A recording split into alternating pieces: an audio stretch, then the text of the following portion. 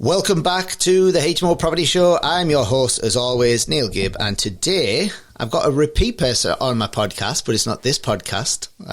Ash was recently on the Perth Entrepreneurs podcast, and we spoke about her journey in real estate, and I thought I'm going to invite this lady back on the HMO Property Show and do a suburb spotlight, and we're just going to talk about the market in general, because Ash is Mrs. Real Estate, I'd say. You are all over social media.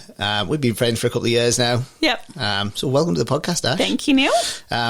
So Ash is from SOCO Real Estate, and we found out in the last podcast that actually stands for South Perth and Como.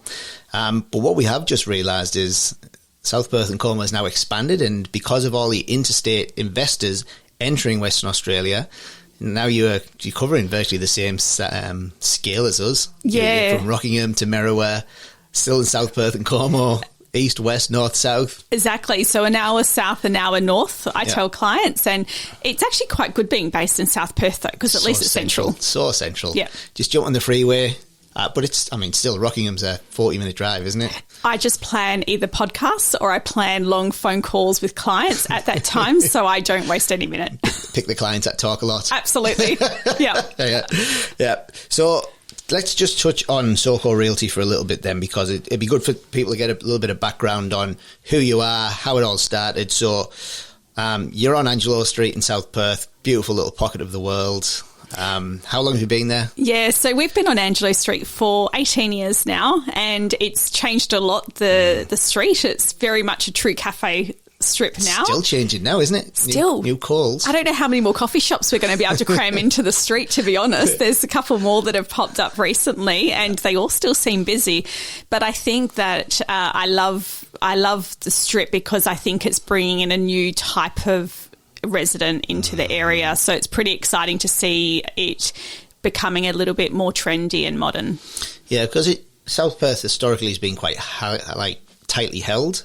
And you're seeing the change there, right? You're seeing a younger demographic coming through? Yeah, so it was about 18 years ago when we started. Our clients at the time were definitely the older generation, people that have had their homes for 20, 30, 40, 50 years. And then the villas and the townhouses were also owned by farmers and a lot of people from the country, because they use that accommodation for their children to go to uni. Right. And farmers and country people don't sell property very often. So they held onto those properties for so long, even past when their children no longer needed uni anymore.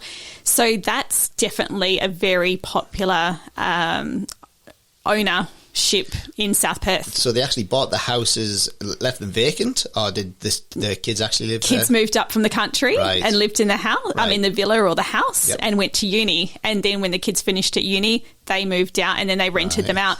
So the clientele for our office is definitely an older demographic. That was what it was like 18 years ago, but that's changing now as the older generation passes and younger people are purchasing these properties. Yeah, and when you're in a sort of area for so long as well, it's great to see that change and look back on what it used to be, where it is now, and where it's going in the future as well, isn't it? And I think we're very lucky that our council does such a great job. City of South Perth, I think, have done really well with modernising all the local parks, the foreshores looking great, development that's happening in the area, all of these things. Some people I think at the start, people were having a whinge about money being spent on all these things. But what they've got to realise is that if we want the younger generation to want to live in South Perth and buy these properties, they need to have an area that complements their lifestyle. And that's what the City of South Perth, I believe, have been doing for a number of years to prep for this moment. Yeah. There's a lot of apartments going up as well at the minute, isn't there? I've just seen another sign for another high-rise going up. There's a lot going on at the minute, and it's all, like you say, it's all for the better. It's bringing different people in, gentrifying the area. Coffee shops are booming. Seems to be a lot of money floating around at the minute, doesn't there? Yeah, and I think the developments where I hear a lot of opinions on whether we should have high rise or not. Yeah. But I think people will see that it's going to be a benefit having it. I'm also seeing a lot of the older generation selling their homes and actually buying these beautiful luxury apartments because they can see that it's low maintenance, it's easy. Yeah. They might pay a good price for it, but they've also sold their beautiful character home for a good price as well, and appreciate the lifestyle that those things are going to offer. Yeah, absolutely. How are you seeing the change in investors coming into South Perth? Because it's a pricey area, isn't it? It's not exactly cheap. Are we seeing a difference in the demographic of investor? Yeah, so investor at the moment in South Perth, I'm only seeing the investor that is upgrading their home, moving into the new one, renting out their existing property. So I'm not actually seeing a lot of intentional investors buy in the South Perth area for the purpose of renting out. It's always buying a bigger property, rent out my existing. So I'm seeing that that's probably a more popular choice for local investors. I don't think our market has enough local investor activity at the moment. It's all coming from interstate, and it's a shame because we need the local investors to come in to probably to buy those villas, those units, those little properties that the investors interstate aren't currently buying because they're buying land.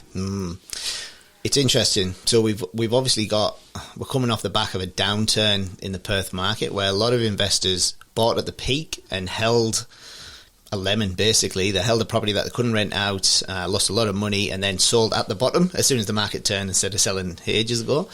Now a lot of Perth investors are gun shy, and Sydney investors are very, very bullish because all they've done is they've bought properties in Sydney, let's say in the equivalent of Gosnells, for instance. They might have picked them up for $400,000 or $500,000, and they're now worth $1.3 million. So when a Perth investor and a Sydney investor looks at the same product, two totally different sides of vision there, isn't there? Yeah, and I am seeing investors do so well. Like people are buying as low as $300,000. Like I think the most recent one was $319,000. Where was that? In Armidale. Yeah, right. And they're renting it out for $400 a week. Like it's such a good return. It's really good. So they're buying well. I think they're buying less emotionally as well, which I think is really good. So where I find that a lot of suburbs in Perth, people have personal opinions on them. Yep. And I think it's interesting because I say to them, you need to have a personal opinion and a professional opinion. Personally, there are some areas I wouldn't live in, but professionally, they're actually performing really well from an investment point of view. But local investors know those areas so well that they're getting the emotional opinion of not wanting to live in the areas is overruling the investment advice and the professional opinion, I guess. Because of the stigma attached to the suburb and the historical demographic that lived there. Correct. And they all changed, don't they? Like Vic Park 15, 20 years ago had a very similar rap to, I don't know, Gosnells, for instance. Yeah. And that's changed dramatically. And now it's like a buzzing little hive. We had Derek Baston on from Baston and Co a couple of weeks back. And we spoke about Victoria Park and the changes there. You spoke about Rockingham as well. You touched on Armidale there. We've been buying quite a bit of stock down in Rockingham ourselves for the HMOs and converting them because we got bigger houses down there. Floor plans are adaptable. What sort of properties are your investors buying? They're buying a mixture of... I would say they're probably doing predominantly 4x2s. 4x2. A lot down there, isn't there? Oh my gosh, there's so much. Big blocks, so they're always for a minimum 600, but where possible 700 plus square metres is what they're looking for. And they're requesting big blocks too? Yeah. That's their tick box. Yep. They're not actually as concerned of a 3x1 versus a 4x2, but they're more inclined to buy... as long as the block sizes are similar, they're more inclined to go with the property that's of better condition. So if that would be if the 3x1 was in better condition than the 4x2, they would take the 3x1. But they are definitely more on the block size, and because they're buying multiple, like these interstate investors are buying multiple properties. Deep pockets. Yeah, they're more inclined to go for the 3x1 sometimes in some areas because depending on where they are in their investment journey, but the 3x1 can allow them to buy their next property a bit quicker. So they would rather save maybe that $50,000 or $60,000 with a 3x1 so they can get the next one. But in terms of the performance for them renting out, I'm not seeing any difference with 3x1s versus 4x2s at the moment. What sort of yields are we getting down there in Rockingham? About 6%. 6%. Not bad, is it, considering? Let's look at Sydney, for instance. You've got a $1.2 million property that probably rents out for $600-700. Yeah. And you're getting, what, 2%? Exactly. Yeah. Like some of the prices are crazy. There was one in Baldivis the other day that was $700 a week. Wow. And it's just huge. Like some of the prices are comparable to South Perth prices. Yeah. So you can imagine the local investor knows that and will be wondering what the hell's going on. Are you seeing a lot of East Coast investors use a buyer's agents for advice? I think buyers agents are having their time to shine at the moment. Yeah. They definitely are. I think that there is a lot using buyers agents, and they are all buying very differently though. Like the buyers agents aren't consistent. I sort of feel like they've all got their own opinion. I guess everyone's got their own opinion, don't they, of real estate and where you should buy. Yep. But they're very vast. Well, let's look at me, for instance. I would only buy something that we can convert into a HMO. Yeah. And then you'd have other buyers agents that have historically done well with apartments, so they'll probably only focus on units and apartments. Yeah, it's kind of personal preference and what you kind of gend up, really, isn't it? Yeah, and there's a lot that push for new builds. And then you'll have the next buyer's agent that doesn't believe in new builds, believes in established. And I think that it comes down, you've really got to understand the client's investment journey, where they're at with and what they're trying to achieve, because I think they all hold their place. But yeah, I wouldn't want to see a buyer's agent push for their own personal agenda. Yeah, of course. So have you got an office set up down in Rockingham now, or are you still operating everything from... I should. I don't. Yeah, right. but it has been mentioned in the office that... Flocking up the keys. Yeah, I'm very fortunate that I've got... I'm friendly with a lot of real estate agents, and so where I've needed to, I've popped into their office and said, can I just sit at your desk for a bit? Desking. And hot desk. Yeah, they're really good like that. But, we're in a world where... you can just work from a cafe, can't you, these days? You don't have to be in an office. Plenty around, isn't there? Yeah, so we basically have our set 2 days aside where we just try to cram all the work in for that suburb on those 2 days where possible. Yeah. So let's speak about the suburbs and the changes in the suburbs, right? Because each week I study all the data that gets released from REWA and CoreLogic, and they're reporting 6 and 7% growth over a 12-month period. Are you seeing that same statistic on the ground? Or are you seeing more than that? The capital growth? Capital growth, yeah. I don't focus a lot on the capital growth. I'm looking at the rental returns probably more. So I'm seeing the rent return absolutely. I'm probably seeing it move 10% by the time the person puts an offer in till they get to settlement. I'm seeing it move that quickly, definitely. I think I'm seeing the capital growth... probably just recently in the last couple of weeks, I've seen a bit of a shift. It has bumped up a bit. Oh. I've actually seen it bump up. Yeah, it's been, we've got a lot of investors and I'm seeing some ridiculous offers made on properties, which is making people panic, and they are offering more. So I do believe that we've got the growth going north. Well, as a buyer's agent, I've been in the ground buying properties for the last 3 years, and we were buying stuff in Rockingham, for instance, 4x2s for $350,000 to $400,000. What's a 4x2 down there worth now? Yeah, you'd be paying between about maybe $470,000, $480,000. Oh, yeah, we paid $530,000 and $540,000. Yeah, in some areas there, $530,000, $540,000 for sure.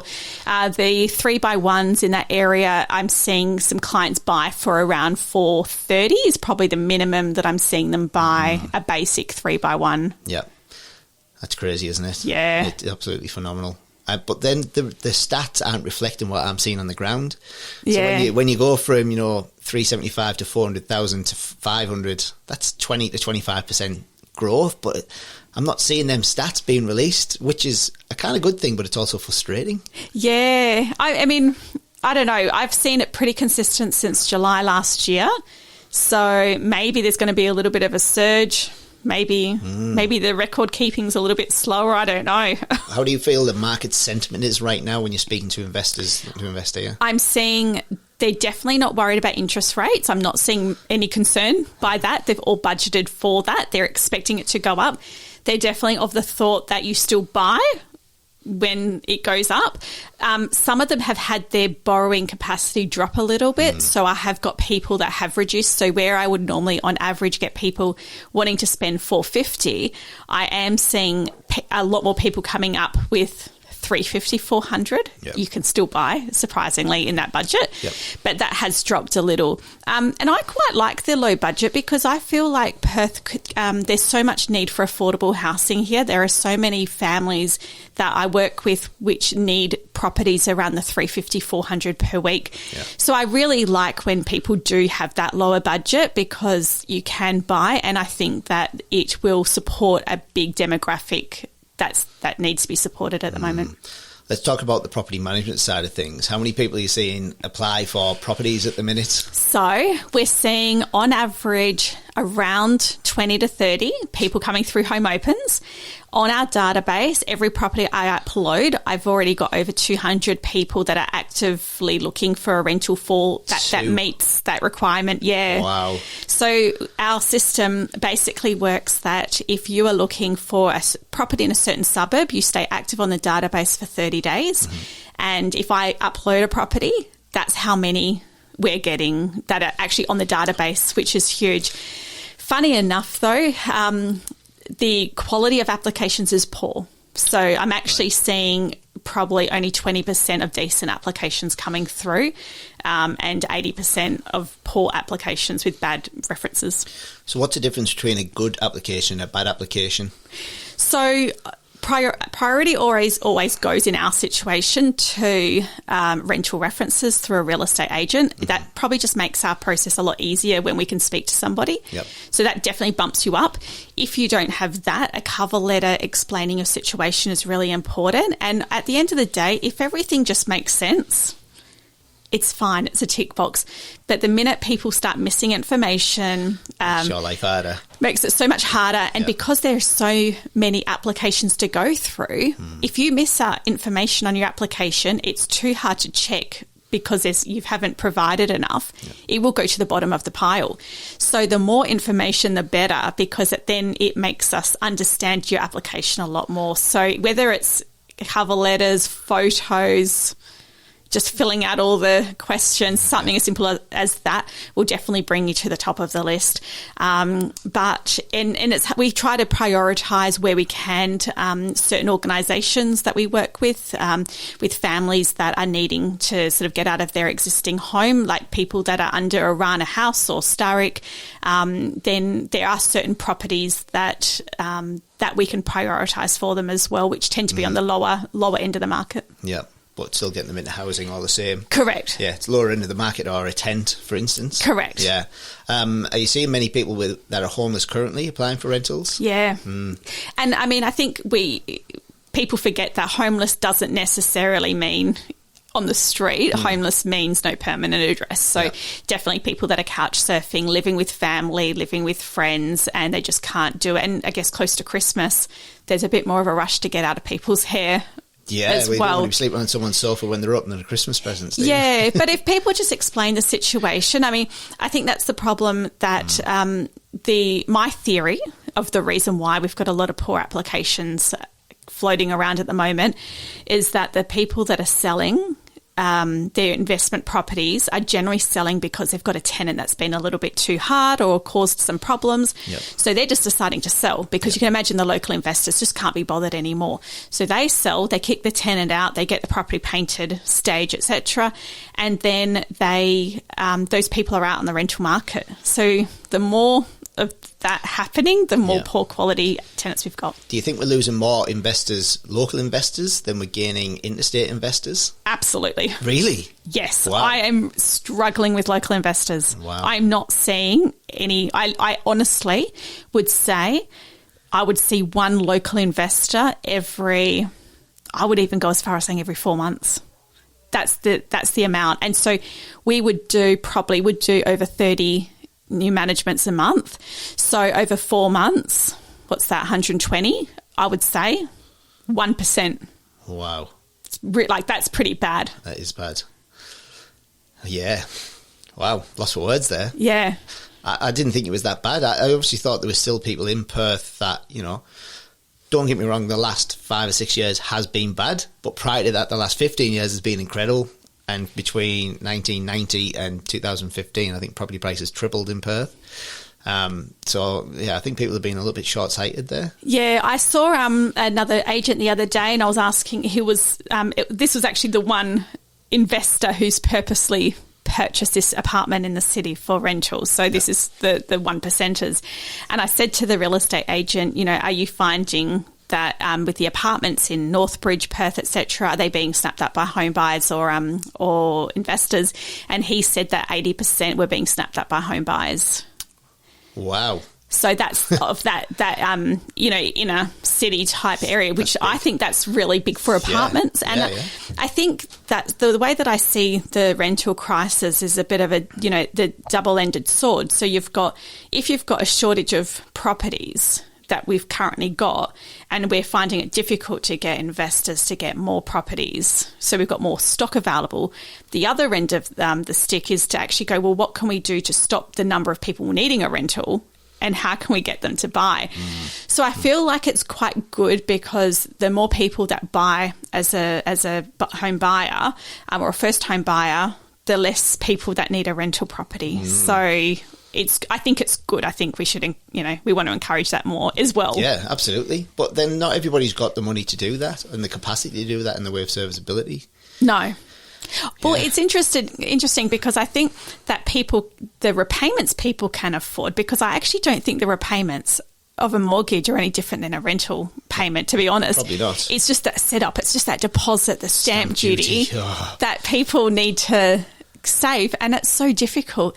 So that's where I think everyone needs a little bit of help. Stamp duty's a killer. I mean, as a developer as well, we must have paid about $250,000 in stamp duty this year alone on projects that we purchased.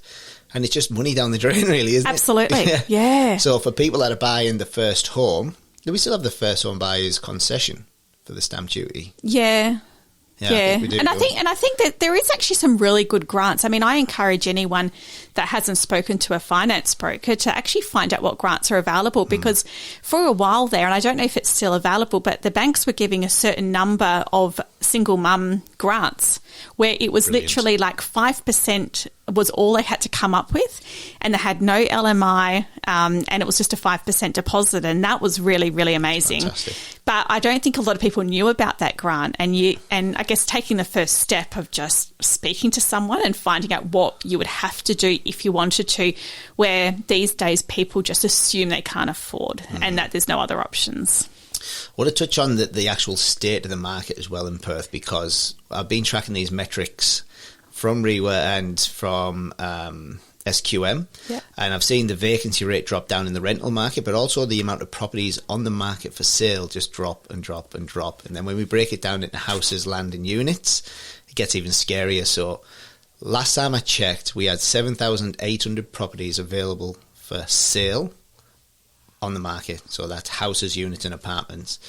2,500 of them were blocks of land, and then 1,500 of them were 2,500 were apartments or units, and then the remaining were houses. It was like 4,000 houses roughly for sale. And is that a lot, or compared to previous? So REWA state that a healthy market has between 13 and 14,000 properties for sale. Oh, wow. So we're critically under that number right now. And then when we break it down into actual houses, take the blocks of land out of there, units and apartments, we've got about 5,800 available and only 4,000 houses. So critical yeah shortage. And it's a little bit like with the rental stats. I think that if you actually remove the inner city apartments, the rental vacancy rate would actually drop down even further, because they're the ones that are keeping it up maybe a little bit higher, because we don't have the international students at the moment coming through. They're coming back. I know they're coming back. The amount of people coming from over East relocation at the moment is huge. But it's absolutely not sustainable, the number of properties we've got available for, whether it's for sale or for rent. There is just not enough. I think that I've had another organisation reach out to me today, But ultimately, I've got organisations, whether they're relocation agents looking after people moving over from overseas. I've got, universities needing to house people. So they're another organisation that are needing a certain number of properties. I've got businesses over in Sydney that are snapping up all our 4x2s. Anything that we've got, they'll say we'll take it. Yeah. So they've just taken them. We've got Arana House with, domestic violence families. That's another organisation. There's about 6 organisations. There's also another one coming up, but there are 6 organisations that are all trying to get that priority housing. Yeah. And then we've got just the locals that are needing a property. It's the mess. It's an absolute mess. And I don't even know, I love what you're doing, because I think one of my big thoughts are that there's a lot of people in houses that don't need to be in houses. They only need a bedroom, like FIFO workers, transient people. One of the businesses that I'm working with at the moment, they're just going to take a house, but it's for a single person. So I love what you're doing, because we need more of them, and I need more investors to buy something like yours that they can convert, because that is definitely one part of solving the rental crisis, is making sure that people can have smaller options, affordable options for them, and we're not wasting housing for, in a way for single people where families could be in it. 25. The last statistics that the ABS brought out said 26% of all houses in Australia are single or lone person households. That's a lot of houses that could be freed up for families. And I'm not saying the HMO is the be all and end all answer of this. It's a small section of a solution, but the solution's huge. Yes. It's a much bigger solution. So you know what would be another good idea? Because one of the other factors is the increase in divorce rates. And so we've seen a lot of that, Yeah, and so then but what happens is, sure, you've got the single parent maybe who doesn't have the kids on the full-time basis, but they still need to have rooms for their children when their children come to stay. So now you've got one family separated into 2, taking up 2 houses, but not that you could, I'm just trying to think of a way you could do it, but imagine having a single family option so that there was availability for the children when they came, but then not, you know what I mean? Well, we've been limited for such a long time with the 6-bedroom, 6-bathroom houses that we build, but I partnered up with another guy 12 months ago, and we've been looking in bigger solutions. So currently we've got an offer accepted on a 27-bedroom motel in the CBD, which we're going to convert to 30 bedrooms. Wow. And then we've also been looking at building 10 and 12-bedroom houses, which the rooms are big enough to house a parent with a child, for instance. That's wonderful. Yeah, so that's coming through the system. There's a lot of red tape to get through. Not many councils have seen it before, so as soon as we put it on the desk, they all just freak out and put their head in the sand. But yeah, it's something that we're working on, and for me, we can't get it done fast enough, but it's just another one of them solutions where we can help people get into housing. Yeah, that would be fantastic. I love it. Yeah. Do you have any stats or numbers around the state of the rental market right now? In terms of the vacancy rate, I think last time I checked it was 0.6%. Yeah. Which so I do rental appraisals. Some suburbs I look in, there's not even anything available. I've got and the hard thing is that it is a landlord and investors market. If I'm appraising a property in a suburb and there's nothing available for rent in that suburb, and I'm going to put Mr. Landlord's property for rent, how do I price it? I put a price on, but, I can tell you now people are offering more because it's the only one available, and there might be 100 people wanting that property. Yeah. And of that 100 people, sure, there's going to be, 80 that maybe aren't suitable, 20 that are perfect. And that's scary. It's scary when a landlord can put a price on, with what they want. But I have seen a couple of landlords try to take advantage of the market, because I believe they are thinking that the property is that people will pay anything. Yep. One thing I will say is that people aren't prepared to overpay. So you could put a property on the market. I've had one recently, which was a lot higher than I would give it, to the point it was actually $200 a week extra, and I didn't get any inquiries. She knew that I didn't get any inquiries. She still wants to stick at it. And that's her choice as a landlord. But I guess, people, I always say to landlords, people will not overpay and be stupid over it either. Yeah. But they'll pay a little bit extra, but nothing stupid. What are we seeing, like 25, 50, $100 more a week? Yeah, north of the river, we're seeing $50 extra per week that people are going over and above. South of the river, we're seeing about $20. It's good money for an investor. Extra $2,500 a year on top of what they're already getting. Yeah, I think as well, like educating landlords and being practicing some common sense and saying to them, listen, the tenant is prepared to pay this. However, it needs to be kept in mind that when the next renewal comes along, that it's not an automatic increase. You're collecting the good return now because of the supply and demand issue. But I wouldn't want any landlords to be in a false sense that every year it can just go up for the sake of going up. Median house price in Perth, and we'll work on the actual house price. I think the median house price at the minute is around 620,000. It's quite high, isn't it? It is high, but still low compared to East Coast. Yeah. If you had $620,000 to spend, where would you spend it and what would you buy? So $620,000, I would be buying north of the river, and I'd be buying in Craigie, Belden, Padbury, Heathridge areas. A lot of development over the years, I'm having that. Yeah, and I don't think the yields are as good as some of the other areas going a little bit further north, but I think the potential long term will be good for the clients there, and they are getting properties that they can subdivide, put a granny flat out the back, put another house at the back, and I think that they'll do really well. So they're sort of buying for around 600 or 600,000, renting out for around 550 per week. Not too bad. So it's not too bad. You can definitely get better returns going north, further up to Merriwa and Clarkson, where you probably wouldn't even spend 600 up there, but let's say you spend 500 and probably still getting a 550 return, 550 per week return. So that's pretty good. Yep. But I do love your suburb. I feel like it's safe, Craigie, Belden, those areas. And they're right next to, obviously they're on the right side of the freeway. And when we talk about the right side of the freeway in WA, it's close. It's at the side of the freeway closest to the ocean.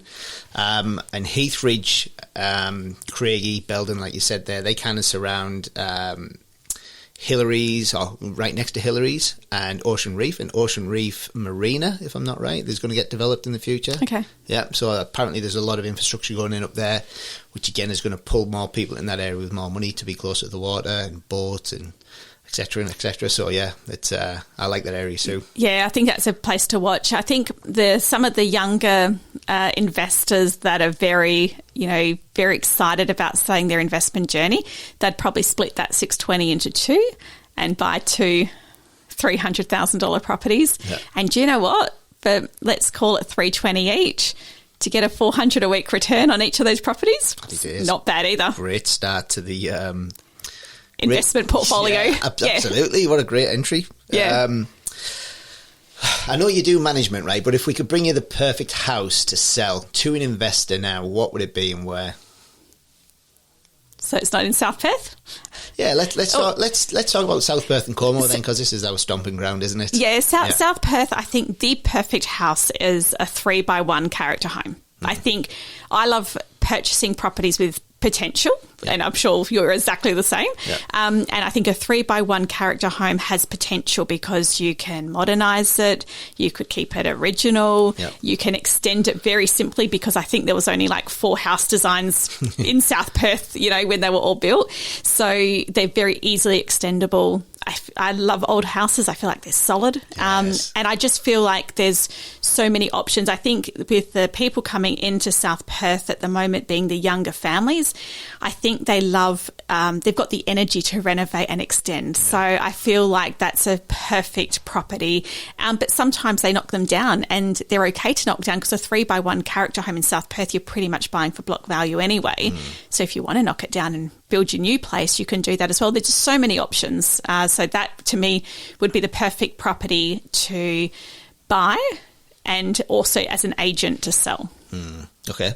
And what about development opportunities in the South Perth, Como, Kensington area? Yeah, probably more development opportunities in Como, I would say. But I think that we will see, I'm not seeing a huge amount of development options with just houses on big blocks.